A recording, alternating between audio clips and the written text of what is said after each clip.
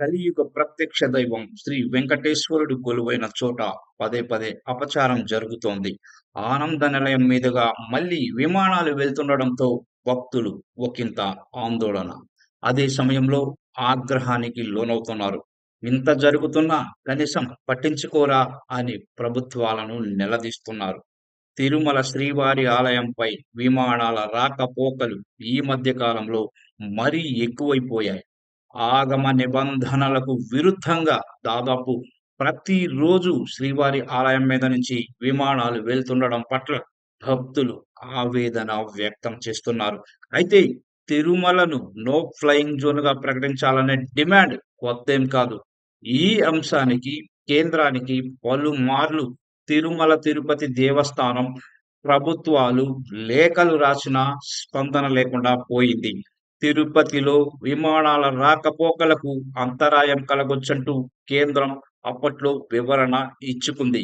అంతెందుకు గతంలో టీడీపీ తరఫున అశోక్ గజపతిరాజు విమానయాన శాఖ మంత్రిగా ఉన్నప్పుడు కూడా చర్చ జరిగింది. కానీ అడుగులు ముందుకు పడలేకపోయాయి.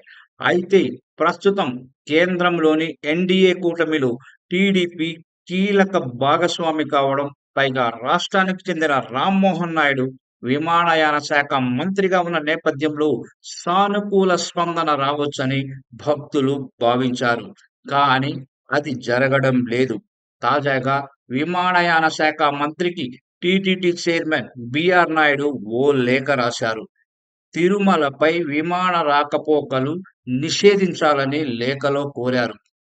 ఈ లేఖకు మంత్రి రామ్మోహన్ నాయుడు స్పందించారు.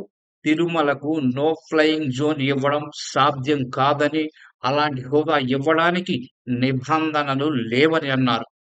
పైగా దేశంలో ఇప్పటికే చాలా ఆధ్యాత్మిక ప్రాంతాల నుంచి ఇలాంటి వినతులు వస్తున్నాయని చెప్పారు.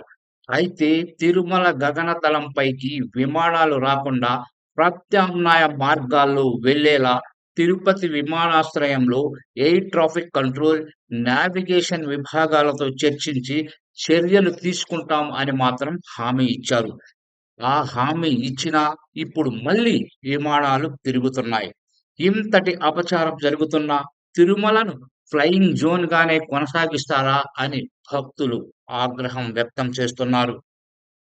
దేవాలయాలపైన ఎవరూ సంచరించకూడదని ఆగమ శాస్త్రం చెబుతోంది.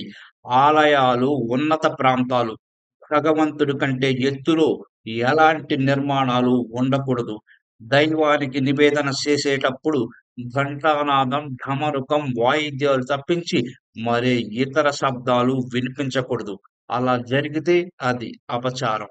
కావున ఆగమ శాస్త్రం ప్రకారం విమానాలు, రాకెట్లు ఆలయం మీదుగా వెళ్ళకూడదని పండితులు చెబుతున్నారు. పైగా తిరుమల లాంటి స్వయం వ్యక్త క్షేత్రం కోట్లాది మంది భక్తుల విశ్వాసాలకు ప్రతీక కాబట్టి సముచితమైన రీతిలో కాపాడుకోవాలని పిలుపు ఇస్తున్నారు. మరి దీనిపై ముందు ముందు ఎలాంటి ఫలితాలను మనం చూడాల్సి ఉంటుందో వేచి చూడాలి.